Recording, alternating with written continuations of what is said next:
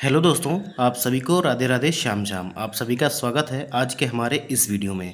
इस वीडियो में हम मिडाइवल हिस्ट्री से पूछे गए उन प्रश्नों को डिस्कस करेंगे जो बीपीएससी के द्वारा बिहार के गवर्नमेंट एग्जाम में पूछे गए हैं। वैसे तो अभी तक जो है वो बीपीएससी 1, 2 और 3 में जो है वो मिडाइवल हिस्ट्री से जो है क्वेश्चन ना के बराबर ही देखने को मिले हैं, लेकिन जो है इस बार आपकी बिहार की एससीईआरटी में कुछ बदलाव किया गया है और वहाँ पे आपको जो है वो आपको जो गुलाम वंश, खिलजी वंश, तुगलक वंश, सैयद वंश और लोधी वंश जो है और चोल और चेर और पांडे जो है राजवंश आपको देखने को मिल रहे हैं। तो इसीलिए क्या है कि एक प्रकार से हम थोड़ा एक नज़र मार लेंगे, क्योंकि अगर क्वेश्चन आता है तो आपसे छूटना नहीं चाहिए और आप जो है अपनी तैयारी को और तैयारी से अपना सिलेक्शन जो है वो पक्का करके आएंगे। तो आप जो है वीडियो को स्किप मत करिएगा, वीडियो को पूरा देखिएगा और जो है ये सेशन जो है वो आपके लिए बहुत ही इंपॉर्टेंट होने वाला है। अगर आप लोग कहेंगे कमेंट बॉक्स में कमेंट करके बताइएगा कि अगर आप चाहते हैं कि मैं आपको जो है एससीईआरटी जो है वो थ्योरी लाइन बाय लाइन आपको क्लास के माध्यम से करवा दूं, तो आप कमेंट बॉक्स में कमेंट करके बताइएगा, मैं वो भी आपके लिए लाने का प्रयास करूंगा। ठीक है। तो वीडियो में आगे बढ़ने से पहले मैं आप सभी से कहना चाहूँगा कि आप सभी लोग जो है वो हमारे चैनल पर अगर नए हैं तो चैनल को सब्सक्राइब कर दीजिए और बेल आइकन को प्रेस कर दीजिए, ताकि सबसे पहले जो है वो आपको अपडेट मिल जाया करे। इसके अलावा जो है आप हमारे टेलीग्राम चैनल से जुड़ जाइए, जहाँ हम डेली क्लास की पीडीएफ और जो है ई बुक, इम्पॉर्टेंट ई बुक और अपडेट जो है वो शेयर करते रहते हैं। और वहाँ पर हमने आपको एनसीईआरटी और एससीईआरटी की जो है वो बुक्स को प्रोवाइड करके रखा है, तो आप वहाँ से जाके उनको ज़रूर पढ़िएगा। ठीक है। तो हम वीडियो को शुरू करते हैं और हमारा पहला क्वेश्चन है जो आपसे कह रहा है कि मुस्लिम शासक जिसका जो साम्राज्य है उसे दारुल इस्लाम का एक भाग माना जाता था, तो इसका जो सही जवाब हो जाएगा वो क्या हो जाएगा? कौन सा ऐसा मुस्लिम शासक था जिसके साम्राज्य को जो है दारुल इस्लाम का एक भाग माना जाता था? तो वो कौन सा था? तो उसे जो है इल्तुतमिश कहा जाता था। इल्तुतमिश के जो समाज था, ठीक है, इल्तुतमिश का जो समाज था वो उसको क्या कहा जाता था? तो दारुल इस्लाम का एक भाग माना जाता था। इसीलिए हमारा सी विकल्प जो है वो सही हो जाएगा। ठीक है। देखिए, इल्तुतमिश की एक बेटी थी रजिया सुल्तान। ठीक है। रजिया सुल्तान जो है वो पहली मुस्लिम शासिका थी। ये भी आप याद रखिएगा, ये भी आपके एससीईआरटी में दिया हुआ है, तो ये काफ़ी इंपॉर्टेंट हो जाता है क्योंकि एकमात्र पहली मुस्लिम शासिका थी। तो ये याद रखिएगा, आपसे ये सवाल जो है और 67वीं बीपीएससी प्री री एग्ज़ाम 2022 में पूछा गया है। देखिए, इल्तुतमिश के काल में 1229 ईस्वी में बगदाद के खलीफा ने इल्तुतमिश को खिल्लत प्रदान की। अब सल्तनत सैद्धांतिक रूप से बगदाद के खलीफा के अधीन दारुल इस्लाम का एक भाग बन गया था। हमारा अगला सवाल है कि इल्तुतमिश ने बिहार में अपना प्रथम सूबेदार किसे नियुक्त किया था? तो ये क्वेश्चन काफ़ी इंपॉर्टेंट हो जाता है और इसका जो सही जवाब हो जाएगा कौन सा हो जाएगा? तो मलिक जानी को इन्होंने जो है वो बिहार में जो है अपना प्रथम सूबेदार जो है वो नियुक्त किया था। आपसे ये सवाल जो है वो 48वीं से लेकर 52वीं बीपीएससी प्री 2008 में आपसे पूछा गया है। देखिए, इल्तुतमिश ने बिहार शरीफ एवं बाढ़ पर अधिकार कर राजमहल की पहाड़ियों में तेलियागढ़ी के समीप हिसामुद्दीन एवाज को पराजित किया और एवाज ने इल्तुतमिश की अधीनता को स्वीकार कर लिया। इल्तुतमिश ने एवाज के स्थान पर मलिक जानी को बिहार का जो है वो सूबेदार नियुक्त किया था। हमारा अगला सवाल है कि राजत्व के सिद्धांत के प्रतिष्ठा, शक्ति और न्याय के सिद्धांतों पर आधारित थे। बलबन के बारे में ये शब्द किसने कहे? ठीक है। राजत्व के उसके सिद्धांत जो हैं वो प्रतिष्ठा, शक्ति और न्याय के ऊपर आधारित थे। बलबन के बारे में ये शब्द किसने कहा है? तो ये किसने कहा है? जियाउद्दीन बर्नी ने कहा था। ठीक है, जियाउद्दीन बर्नी ने कहा है। इसीलिए हमारा बी विकल्प जो है वो हमारा सही हो जाएगा कि बलबन के बारे में जियाउद्दीन बर्नी ने यह बात कही है कि इस राजत्व के उसके सिद्धांत जो है वो प्रतिष्ठा, शक्ति और न्याय के सिद्धांतों पर आधारित थे। धातव्य है कि बलबन दिल्ली सल्तनत काल के दौरान गुलाम वंश का एक शासक था और उसने जो है रक्त और लौह की नीति अपनाई थी। तो आपसे पूछ सकता है कि रक्त और लौह की नीति किस सुल्तान ने अपनाई थी? तो वो हमारा कौन सा हो जाएगा? तो वो बलबन हो जाएगा। ठीक है, कौन सा हो जाएगा? बलबन हो जाएगा, ये याद रखिएगा। हमारा अगला सवाल है कि वह प्रथम मुस्लिम शासक कौन था जिसने शासन के सिद्धांत को राजाओं के ईश्वरीय अधिकार सिद्धांत के समान प्रतिपादित किया? मतलब उसका कहना था कि जो जो राजा है उसको ईश्वर ने भेजा है यहाँ पे राज करने के लिए। तो इसका जो सही विकल्प हो जाएगा वो विकल्प हमारा सी हो जाएगा, बलबन। बलबन जो होगा इसका सही जवाब हो जाएगा। और आपसे 63वीं बीपीएससी प्री 2017 में ये सवाल जो है वो आपसे पूछा गया था। देखिए, बलबन जो है प्रथम मुस्लिम शासक था जिसने शासन के सिद्धांत को राजाओं के ईश्वरीय अधिकार सिद्धांत के समान प्रतिपादित किया। इसके अनुसार सुल्तान पृथ्वी पर ईश्वर का प्रतिनिधि है। उर्दू में इसे क्या कहा जाता था? फारसी में नियाबत खुदाई, और उसका स्थान पैगंबर के पश्चात है। राजा जिल्ले इल्लाह या जिल्ले इलाही अर्थात ईश्वर का जो है प्रतिबिंब है। और उसने पुत्र बुगरा खां से कहा था कि सुल्तान का पद जो है वो निरंकुशता का सजीव प्रतीक है। ठीक है। हमारा अगला सवाल है कि जिल्ले इल्लाह शब्द का प्रयोग सबसे पहले किसने किया था? तो जिल्ले इल्लाह शब्द का प्रयोग सबसे पहले किसने किया था? आप सभी को पता होगा कि इसका जो सबसे पहले शब्द का प्रयोग किया था, अभी थोड़ी देर पहले मैंने आपको बताया कि जिले अल्लाह या जिले इलाही जो है, इसका शब्द का प्रयोग जो है वो बलबन ने किया था। आपसे 70वीं बीपीएससी री एग्ज़ाम 2024 में पूछा गया है। तो इसका जो सही विकल्प हो जाएगा वो हमारा सी जो है वो सही हो जाएगा। आपका अगला सवाल है कि किस दिल्ली सुल्तान ने रक्त और लोह की नीति अपनाई थी? तो 66वीं बीपीएससी प्री 2020 में आपसे पूछा गया है। तो रक्त और लोह की नीति अपनाने वाला कौन सा सुल्तान था? तो वो बलबन था। ठीक है, बलबन था, याद रखिएगा। देखिए, बलबन के विषय में कहा गया है कि उसने रक्त और लोह की नीति अपनाई थी और बलबन के राजत्व सिद्धांत की दो मुख्य विशेषताएं थी। प्रथम, सुल्तान का पद ईश्वर के द्वारा प्रदत्त होता है और द्वितीय, सुल्तान का शासन जो है निरंकुश होना आवश्यक है। उसके अनुसार सुल्तान पृथ्वी पर ईश्वर का प्रतिनिधि है और उसका स्थान पैगंबर के पश्चात है। सुल्तान को कार्य करने की प्रेरणा और भक्ति जो है ईश्वर से प्राप्त होती है और इस कारण जनसाधारण या सरदारों को उसके कार्यों की आलोचना करने का जो है वो कोई अधिकार नहीं है। हमारा अगला सवाल है कि तुगरिल खान ने किसके शासनकाल के दौरान विद्रोह किया था? तुगरिल खान ने किसके शासन के दौरान विद्रोह किया था? तो ये जो इसका सही जवाब हो जाएगा उसका ए विकल्प हो जाएगा, बलबन। ठीक है, बलबन जो है इसका सही जवाब हो जाएगा। आपसे 67वीं बीपीएससी प्री एग्जाम 2022 में ये सवाल पूछा गया था और तुगरिल खान ने बलबन के काल में जो है विद्रोह किया था। यह विद्रोह बंगाल में अमीन खान की नियुक्ति के विरोध में हुआ था। कालांतर में बलबन के बंगाल अभियान से डरकर तुगरिल खान जो है वो भाग गया था। हमारा अगला सवाल है कि इनमें से किसने भारत में फारसी त्यौहार नवरोज़ मनाने की शुरुआत की? तो फारसी त्यौहार नवरोज़ मनाने की शुरुआत किसने की थी? तो ये भी जो है वो बलबन ने ही की थी, इसीलिए डी विकल्प जो है हमारा वो सही हो जाएगा। आपसे 69वीं बीपीएससी प्री 2023 में ये सवाल जो है वो पूछा गया है। गयासुद्दीन बलबन ने भारत में ईरानी त्यौहार नवरोज़ को मनाने की प्रथा जो है आरंभ की और नवरोज़ ईरानी नववर्ष है जिसे फारसी नववर्ष के रूप में भी जाना जाता है।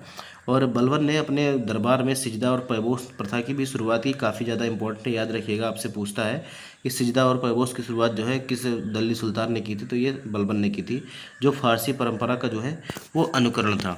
हमारा अगला जो क्वेश्चन है वो खिलजी वंश से होने वाला है। देखिए, मैं आपको बता दूं कि आप लोग अगर जो है दिल्ली सल्तनत के जो शासक करता है उनका क्रम याद करना है वंश का, तो जी, के, टी, एस और एल, इससे जो है आप याद कर सकते हैं। जी से गुलाम वंश, के से खिलजी वंश और टी से तुगलक वंश और एस से सैयद वंश और यल से लोधी वंश। तो उम्मीद करता हूँ आप लोग याद कर लेंगे, कभी कभी आपसे क्रम पूछ लेता है तो आप लोग जी के टी एस एल जिससे याद कर सकते हैं। जी के टी एस एल गुलाम वंश, खिलजी वंश, तुगलक वंश, सैयद वंश और लोधी वंश। ठीक है, अंतिम में सबसे लोधी वंश था।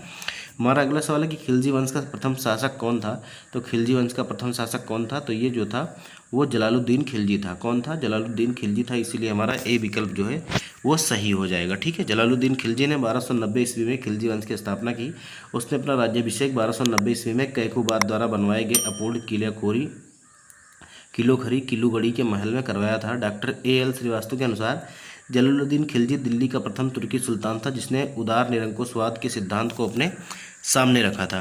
हमारा अगला सवाल है कि अलाउद्दीन दिल्ली का प्रथम तुर्की सुल्तान था जिसे धर्म राज्य के अधीन लाने को का और ऐसे घटकों से परिचय कराने का श्रेय दिया जाता है जो सैद्धांतिक रूप से जो है राज्य को धर्मनिरपेक्ष बनाते हैं। तो ये जो है ये किसने कहा था?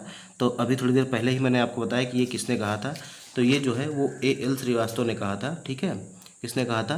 तो A.L. श्रीवास्तव ने कहा था। ठीक है, कभी कभी अलाउद्दीन खिलजी भी कहा जाता है और जलालुद्दीन खिलजी भी कहा जाता है, तो याद रखिएगा।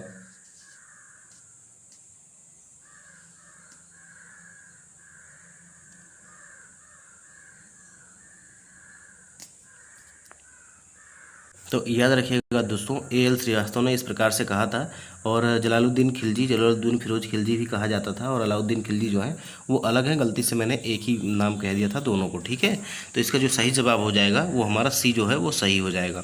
हमारा देखिए, A.L. श्रीवास्तव ने अलाउद्दीन खिलजी के बारे में लिखते हैं कि अलाउद्दीन दिल्ली का प्रथम तुर्की सुल्तान था जिसे धर्म राज्य के अधीन लाने का और ऐसे घटकों से परिचय कराने का श्रेय दिया जाता है जो सैद्धांतिक रूप से राज्य को धर्मनिरपेक्ष बनाते हैं। हमारा अगला सवाल है कि जब उसने राजत्व प्राप्त किया तो वह शरीयत के नियमों और आदेशों से पूर्णतः स्वतंत्र था। बर्नी ने यह किस सुल्तान के बारे में कहा है? ठीक है, बर्नी ने जो जियाउद्दीन बर्नी है उन्होंने यह किस सुल्तान के बारे में कहा है आपको बताना है। तो यह उन्होंने जो है वो अलाउद्दीन खिलजी के लिए कहा है। ठीक है, अलाउद्दीन खिलजी के लिए। आपसे 46वीं बीपीएससी प्री 2003 और 4 में ये सवाल जो है वो आपसे पूछा गया था। देखिए, जियाउद्दीन बर्नी ने उक्त कथन अलाउद्दीन खिलजी के लिए कहा है। अलाउद्दीन खिलजी दिल्ली का पहला सुल्तान था जिसने धर्म पर राज्य का नियंत्रण स्थापित किया। ठीक है, इस संदर्भ में अपनी नीति की व्याख्या करते हुए स्वयं कहता है कि मैं नहीं जानता कि कानून की दृष्टि से क्या उचित है और क्या अनुचित है। मैं राज्य की भलाई अथवा अवसर विशेष के लिए जो उपयुक्त समझता हूँ उसी को करने की आज्ञा देता हूँ। अंतिम न्याय के दिन मेरा क्या होगा मैं नहीं जानता हूँ। अलाउद्दीन ने राज्यपथ के विषय में बलबन के एक विचार को जो है वह पुनः जीवित किया। ठीक है। हमारा अगला सवाल है कि अलाउद्दीन खिलजी के प्रसिद्ध सेनापतियों में किसकी मंगोलों के विरुद्ध लड़ते हुए मृत्यु हुई थी। तो किसकी मृत्यु जो है मंगोलों के विरुद्ध लड़ते हुई थी, तो उसका नाम था जफर खां। जफर खां नाम था उसका, जिसकी मृत्यु जो हुई थी वो मंगोलों के विरुद्ध लड़ते हुई थी। ये सवाल आपसे 41वीं बीपीएससी प्री 1996 में आपसे पूछा गया है। देखिए, अलाउद्दीन का जो है प्रसिद्ध सेनापति जफर खां मंगोलों के विरुद्ध लड़ता हुआ मारा गया, जो अपने समय का सर्वश्रेष्ठ और साहसी सेनापति था। जफर खां के शौर्य से भारतीय सेना की दृढ़ता से मंगोल इतने प्रभावित हुए कि वे उसी रात 30 कोस पीछे हट गए और वापस चले गए थे।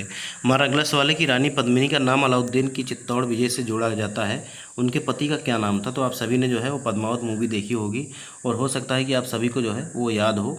तो इनका क्या नाम था, तो राणा रतन सिंह नाम था। ठीक है, राणा रतन सिंह। इसीलिए जो हमारा डी विकल्प होगा वो हमारा सही हो जाएगा। पद्मिनी की कहानी का आधार 1540 ईस्वी का मलिक मोहम्मद जायसी द्वारा लिखित महाकाव्य पद्मावत है। इसके अनुसार पद्मिनी चित्तौड़ के राजा रतन सिंह की जो है राणा रतन सिंह की अत्यंत सुंदरी और विदुषी पत्नी थी। अमीर खुसरो ने सुलेमान और रानी शैबा के प्रेम प्रसंग का उल्लेख अपने ग्रंथ में किया है और उसने अपने संकेतों में अलाउद्दीन की समता सुलेमान से तथा पद्मिनी की समता जो है तुलना जो है वो शैबा से की थी। संभवतः इसी आधार को मानकर मलिक मोहम्मद जायसी ने पद्मावत की रचना की और राणा रतन सिंह की रानी पद्मिनी को कहानी बना दिया। ठीक है, इन दोनों की जो है वो कहानी को रचित किया था। हमारा अगला सवाल है कि अलाउद्दीन खिलजी के आक्रमण के समय चित्तौड़गढ़ का शासक कौन था। तो अभी थोड़ी देर पहले ही आप लोगों को मैंने बताया कि पद्मिनी जो थी वो कहाँ से, महारानी पद्मिनी कहाँ से रिलेटेड थी। तो ये राणा रतन सिंह जो है चित्तौड़ के शासक थे, इसीलिए हमारा बी विकल्प जो होगा वो हमारा सही हो जाएगा। देखिए, बीपीएससी सीडीपीओ प्री 2005 में आपसे सवाल पूछा गया था और मलिक मोहम्मद जायसी द्वारा लिखित काव्य पुस्तक पद्मावत है, इसके द्वारा पद्मिनी चित्तौड़ के राणा रतन सिंह की अत्यंत सुंदर वही चीज़ लिखा हुआ है। ठीक है, तो इसका जो सही जवाब हो जाएगा कि अलाउद्दीन खिलजी के समय जो है आक्रमण के समय जो चित्तौड़ के शासक कौन थे, तो राणा रतन सिंह थे। हमारा अगला सवाल है कि अलाउद्दीन खिलजी के आक्रमण के समय देवगिरी का शासक कौन था। ठीक है, अब आपसे पूछ रहा है कि देवगिरी का शासक कौन था। देवगिरी का शासक कौन था, तो रामचंद्र देव था। ठीक है, रामचंद्र देव था, इसलिए हमारा ए विकल्प जो है वो हमारा सही हो जाएगा। देखिए, 47वीं बीपीएससी प्री 2005 में आपसे पूछा गया सवाल है और 53वीं से 55वीं बीपीएससी 2011 में भी सवाल आपसे पूछा गया था। देखिए, अलाउद्दीन के आक्रमण के समय देवगिरी का शासक रामचंद्र देव था और 1296 ईस्वी में देवगिरी के शासक रामचंद्र देव ने अलाउद्दीन के सफल आक्रमण से बाध्य होकर उसे प्रतिवर्ष एलिचपुर की आय भेजने का वादा किया था, परंतु 1305 अथवा 1306 ईस्वी में उसने उस कर को दिल्ली नहीं भेजा, जिस कारण 1307 ईस्वी में अलाउद्दीन ने मलिक काफूर के नेतृत्व में एक सेना देवगिरी पर आक्रमण के लिए भेजी और राजा रामचंद्र देव युद्ध में पराजित हुआ और उसने आत्मसमर्पण कर दिया था। ठीक है, तो वीडियो में आगे बढ़ने से पहले मैं आप सभी से एक बार पुनः कहना चाहूँगा कि अगर आप लोग हमारे चैनल पर नए हैं और चैनल को अभी तक सब्सक्राइब नहीं किया है तो सब्सक्राइब कर लीजिए और वीडियो को जो है वो लाइक करने के साथ साथ ही ज़्यादा से ज़्यादा अपने दोस्तों में शेयर कर दीजिए। हमारा अगला सवाल है कि किस सुल्तान के काल में खालसा भूमि का अधिक पैमाने पर विकसित हुई। ठीक है, तो किस सुल्तान के शासनकाल में जो है खालसा भूमि जो है अधिक पैमाने पर विकसित हुई, तो इसका सही जवाब हो जाएगा अलाउद्दीन खिलजी। ठीक है, इसका जो सही जवाब हो जाएगा वो अलाउद्दीन खिलजी हो जाएगा। 39वीं बीपीएससी प्री 1994 में ये सवाल जो है वो आपसे पूछा गया था। अलाउद्दीन की राजस्व और लगान व्यवस्था का मुख्य उद्देश्य एक शक्तिशाली और निरंकुश राज्य स्थापित करना था। वह उन सभी व्यक्तियों से भूमि छीन ली उसने सभी व्यक्तियों से भूमि छीन ली जिन्हें हुआ मिल्क, राज्य द्वारा प्रदत्त संपत्ति, इनाम, इंदिरात और पेंशनें तथा वक्फ आदि के रूप में ज़मीन जो है वो मिली थी। फलतः खालसा भूमि जो है अधिक पैमाने पर जो है वो विकसित हुई थी। हमारा अगला सवाल है कि किस सुल्तान ने अपने ज़मीन की फसल का नपाई का आधा राजस्व के रूप में दावा किया। ठीक है, तो ये जो है वो कौन सा सुल्तान था, तो ये जो है वो मलिक काफूर था। मलिक काफूर कह रहा हूँ, इसका जो सही जवाब हो जाएगा वो अलाउद्दीन खिलजी हो जाएगा। ठीक है, अलाउद्दीन खिलजी हो जाएगा। ठीक है, इसी ने जो है ज़मीन की फसल की नपाई कराई और कहा कि आधा राजस्व जो है वो सुल्तान को जाएगा। ठीक है, तो सी विकल्प जो है वो हमारा सही हो जाएगा। आपसे इस सवाल जो है वो 64वीं बीपीएससी प्री 2018 में पूछा गया है। देखिए, अलाउद्दीन खिलजी दिल्ली सल्तनत का वह पहला सुल्तान था जिसने भू राजस्व नीति में कुछ परिवर्तन किए और उसने उपज का 50% भू राजस्व के रूप में निश्चित किया, जिसे अनाज के रूप में लेने के लिए जोर दिया गया। इससे पूर्व बलबन और इल्तुतमिश ने भू राजस्व की उपज की 1/3 दर से अधिक नहीं लिया था, लेकिन मोहम्मद बिन तुगलक के काल में भी भूमि की दर अलाउद्दीन खिलजी की भांति 50% ही थी। लेकिन जहां अलाउद्दीन ने राजस्व निर्धारण की भूमि पैमाइश के आधार पर की, वहीं मोहम्मद बिन तुगलक ने बिना पैमाइश के अनुमान के आधार पर राजस्व का निर्धारित किया था। इसलिए यद्यपि इस प्रश्न में जो है सी और डी विकल्प दोनों सही होते हैं, किंतु बिहार लोक सेवा आयोग ने इसका जो जवाब माना था वो सी माना था। ठीक है, तो आप लोग भी सी याद रखिएगा। हमारा अगला सवाल है कि अलाउद्दीन खिलजी द्वारा द्वार समुद्र की विजय के लिए किसे नियुक्त किया गया था? द्वार समुद्र की विजय के लिए किसे नियुक्त किया गया था? तो इसका जो सही विकल्प होगा वो हमारा विकल्प डी हो जाएगा, मलिक कफूर, जिसे 1000 दिनारी भी कहा जाता है। ठीक है, इसे ये अलाउद्दीन खिलजी का एक गुलाम था। ठीक है, याद रखिएगा डी विकल्प जो होगा वो हमारा सही हो जाएगा। आपसे बीपीएससी सीडीपीओ प्री 2018 में ये सवाल पूछा गया है। और अलाउद्दीन खिलजी द्वारा द्वार समुद्र की विजय के लिए मलिक कफूर को नियुक्त किया गया था। होयसल की राजधानी द्वार समुद्र और वहाँ का शासक वीर वल्लभ थर्ड था। और दक्षिण भारत की संपूर्ण विजय का श्रेय जो है वो मलिक कफूर को जाता है। हमारा अगला सवाल है कि निम्नलिखित में से किस सुल्तान ने निजामुद्दीन औलिया से भेंट करने से इनकार कर दिया था? तो इनमें से कौन सा सुल्तान था जिसने निजामुद्दीन औलिया से भेंट करने से इनकार कर दिया था?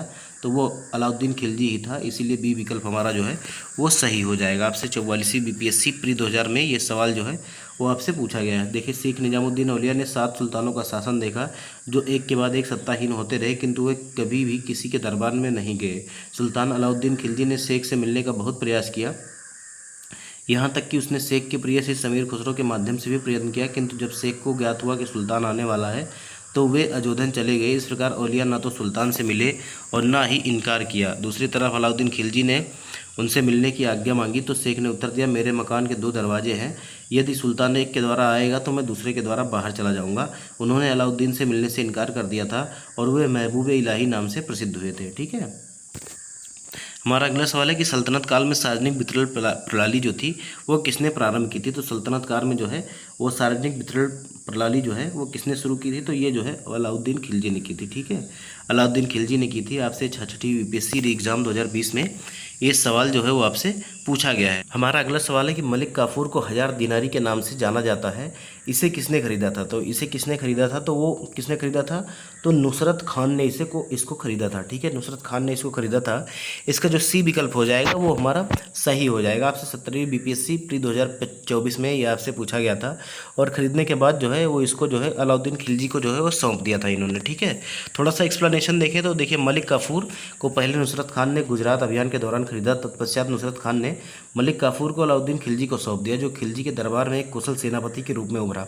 नुसरत खान ने मलिक काफूर को 1000 दिनार देकर खरीदा था, इसलिए उसे 1000 दिनारी भी कहा जाता था। इसलिए मलिक काफूर को जो है खरीदने का श्रेय जो है वो नुसरत खान को दिया जाता है। ठीक है, किसे? तो नुसरत खान को। हमारा अगला सवाल जो है वो तुगलक वंश से रिलेटेड है और आपसे कह रहा है कि निम्नलिखित में से किस सुल्तान ने बेरोजगारों को रोजगार दिलवाया? ठीक है, किस सुल्तान ने जो है वो बेरोजगारों को जो है वो रोजगार दिलवाया? तो ये फिरोज शाह तुगलक थे। ठीक है, फिरोज शाह तुगलक थे, इसीलिए हमारा सी विकल्प जो है वो सही हो जाएगा। 45वीं बीपीएससी प्री 2001 और 2 में ये सवाल आपसे पूछा गया है। और फिरोज शाह तुगलक ने सामान्य लोगों की भलाई के लिए कुछ उपकार के कार्य किए। नियुक्ति के लिए एक दफ्तर खोलकर प्रत्येक मनुष्य के गुण एवं योग्यता की पूरी जांच पड़ताल के बाद यथासंभव अधिक से अधिक लोगों को नियुक्ति देकर उसने बेगारी की समस्या को हल करने का जो है वो प्रयास किया। हमारा अगला सवाल है कि किस सुल्तान ने निम्नलिखित में से किस सुल्तान के दरबार में सबसे अधिक जो है वो गुलाम थे? तो आपसे कह रहा है कि किस सुल्तान के दरबार में जो सबसे ज़्यादा गुलाम थे, तो वो जो हो जाएगा उसका विकल्प जो हो जाएगा डी सही हो जाएगा। इनके शासन में, फिरोज शाह तुगलक के शासनकाल में जो है वो इनके दरबार में सबसे ज़्यादा जो है वो गुलाम थे। 45वीं बीपीएससी प्री 2001 और 2 में ये सवाल आपसे पूछा गया है। देखिए, फिरोज शाह तुगलक को दासों का बहुत शौक था। उसके समय दासों की संख्या संभवतः 1,80,000 तक पहुँच गई थी। उसकी देखभाल के लिए पृथक विभाग दीवाने बंदगान का गठन किया गया था तथा दासों की शिक्षा का पूर्ण ध्यान रखा जाता था। हमारा अगला सवाल है कि फिरोज शाह तुगलक द्वारा स्थापित दारुल सफा क्या था? ठीक है, दारुल सफा क्या था? आपसे यूपी पीसीएस 2013 और 53वीं से 55वीं बीपीएससी प्री 2011 में ये सवाल पूछा गया है। तो दारुल सफा क्या था? एक खैराती अस्पताल था। ठीक है, एक खैराती अस्पताल था। बी विकल्प जो है हमारा वो हमारा सही हो जाएगा। ठीक है, राज्य के खर्च पर हज की व्यवस्था करने वाला पहला भारतीय शासक फिरोज शाह तुगलक था। उसने दारुल सफा नामक एक खैराती अस्पताल की स्थापना की और उसमें कुशल हकीम भी रखे थे। हमारा अगला सवाल है कि निम्नलिखित में से किस सुल्तान ने फलों की गुणवत्ता सुधारने के लिए उपाय किए? तो निम्नलिखित में से कौन सा ऐसा सुल्तान था जिसने फलों की गुणवत्ता सुधारने का प्रयास किया था? तो इसका जो सही विकल्प हो जाएगा वो हमारा फिरोज शाह तुगलक हो जाएगा, फिरोज शाह तुगलक। इसीलिए जो है बी विकल्प जो है वो सही हो जाएगा। और 44वीं बीपीएससी प्री 2000 में ये सवाल आपसे पूछा गया था। देखिए, फिरोज शाह तुगलक ने बागवानी में अपनी अभिरुचि के कारण दिल्ली के निकट 1200 नए बाग लगवाए तथा उसने बागों में फलों की गुणवत्ता सुधारने के भी उपाय किए थे। हमारा अगला सवाल है कि कश्मीर घाटी का अंतिम मुस्लिम शासक यूसुफ शाह चक्र, जिन्हें मुगल सम्राट अकबर के द्वारा बिहार में निर्वासित किया गया था, वो कहाँ दफन है या इनका मकबरा जो है वो कहाँ पे है। तो इनका मकबरा जो है वो कहाँ पे है, तो आप सभी को बताना है कि इनका मकबरा कहाँ पे है। तो इनका मकबरा जो है वो कहाँ पे है, तो नालंदा में है। ठीक है, नालंदा में है, इसीलिए हमारा डी विकल्प जो है वो सही हो जाएगा। आपसे 65वीं बीपीएससी प्री 2019 में ये सवाल जो है वो आपसे पूछा गया था। देखिए, कश्मीर घाटी के अंतिम मुगल शासक यूसुफ शाह चक को मुगल सम्राट अकबर द्वारा निर्वासित किया गया था। निर्वासन के दौरान यूसुफ शाह चक की मृत्यु 1592 ईस्वी में पूरी उड़ीसा में हो गई थी, जिन्हें बाद में नालंदा बिहार में जो है वो दर्शाया गया था। नालंदा बिहार मतलब ये नहीं कि नालंदा बिहार, नालंदा जो है बिहार में है, ऐसा लिखा हुआ है ब्रैकेट में। हमारा अगला सवाल है कि दिल्ली के किस सुल्तान ने सबसे ज़्यादा जो है वो नहरों का निर्माण करवाया था। तो ये आप सभी को पता होना चाहिए, काफ़ी इंपॉर्टेंट सवाल है। ठीक है, तो नहरों का सबसे ज़्यादा निर्माण किसने करवाया था, तो ये फिरोज शाह तुगलक ने करवाया था। ठीक है, याद रखिएगा, फिरोज शाह तुगलक ने, इसीलिए ए विकल्प जो है वो सही हो जाएगा। 65वीं बीपीएससी प्री 2019 में ये सवाल जो है वो आपसे पूछा गया था। देखिए, फिरोज शाह तुगलक का शासनकाल भारत में नहरों के सबसे अधिक जाल का निर्माण करने के कारण प्रसिद्ध रहा। सिंचाई की सुविधा के लिए उसने 5 बड़ी नहरों का निर्माण कराया। फिरोज शाह तुगलक उलेमा वर्ग की स्वीकृति के पश्चात हक्के सर्ब नामक सिंचाई कर लगाने वाला दिल्ली का प्रथम सुल्तान था। उन किसानों को जो सिंचाई के लिए शाही नहरों का पानी अपने प्रयोग में लाते थे, अपने पैदावार का 1/10 भाग अतिरिक्त कर के रूप में देना पड़ता था। हमारा अगला सवाल है कि तैमूर के आक्रमण के बाद भारत में किस वंश का शासन जो है वो स्थापित हुआ। तो तैमूर के आक्रमण के बाद जो है वो भारत में जो है वो सैयद वंश का जो है शासन जो है वो स्थापित हुआ था। ठीक है, हमारा अगला सवाल है, थोड़ा सा एक्सप्लेनेशन इसका देख लेंगे कि तैमूर के आक्रमण 1398 ईस्वी ने दिल्ली सल्तनत एवं तुगलक वंश को दोनों को ही नष्ट कर दिया और 1412 ईस्वी में नसीरुद्दीन महमूद शाह की मृत्यु के साथ ही तुगलक वंश का अंत हो गया। 1413 ईस्वी में सरदारों ने दौलत खान को दिल्ली का सुल्तान चुना, परंतु उसे खिज्र खान ने पराजित कर दिया और वह तैमूर द्वारा नियुक्त लाहौर का सूबेदार था। तैमूर आक्रमण के बाद जो है 1414 ईस्वी में उसने दिल्ली पर एकाधिकार कर नए वंश सैयद वंश की जो है वो नींव डाली थी। देखिए, आपका अगला सवाल जो है वो लोधी वंश से संबंधित है और आपसे पूछा जा रहा है कि निम्नलिखित में से किस सुल्तान ने एक नगर बसाया था जो अब आगरा है। ठीक है, तो ये किसने बसाया था, तो ये सिकंदर लोधी ने जो है वो बसाया था एक नगर जिसे हम आगरा के नाम से जानते हैं। देखिए, 17 जुलाई 1489 को निजाम खां सुल्तान सिकंदर शाह के नाम से सिंहासन पर बैठा और वह लोधी वंश का महानतम शासक था। 1504 ईस्वी में सिकंदर लोधी ने राजस्थान के शासकों पर नियंत्रण के उद्देश्य से यमुना नदी के किनारे आगरा नामक नवीन नगर बसाया और इसे अपनी राजधानी बनाया। उसने कृषि और व्यापार की उन्नति के लिए प्रयत्न किया। नाप का पैमाना गजे सिकंदरी उसी के समय में जो है वो प्रारंभ किया गया था और उसने निर्धनों के लिए मुफ्त भोजन की जो है वो व्यवस्था की और उसके समय में योग्य व्यक्तियों की एक सूची बनाकर प्रत्येक 6 माह पश्चात उसके समक्ष जो है प्रस्तुत की जाती थी। वह शिक्षित और विद्वान था। उसने स्वयं के आदेश से एक आयुर्वेदिक ग्रंथ का फारसी में अनुवाद किया था। ठीक है, तो ये हमारे क्वेश्चन जो थे वो कुछ हमारे थे। ठीक है, इसमें हमने गुलाम वंश, खिलजी वंश और तुगलक वंश, सैयद वंश और लोधी वंश जो है वो सारे वंश कवर कर लिए हैं। ठीक है, अगला सेशन जो हमारा होगा वो विजयनगर साम्राज्य से होगा। ठीक है, तो उम्मीद करता हूँ कि आप सभी को जो है वीडियो पसंद आया होगा और आप सभी ने जो है वीडियो को लाइक कर दिया होगा और कमेंट करके ज़रूर बताइएगा कि आपको सेशन कैसा लगा। अगर मिडाइवल हिस्ट्री के और भी सेशन आप लोग चाहते हैं और भी क्वेश्चन आप लोग चाहते हैं तो कमेंट बॉक्स में कमेंट करके बताइएगा, हम लाने का प्रयास करेंगे। मिलते हैं अगले वीडियो में, तब तक के लिए नमस्कार।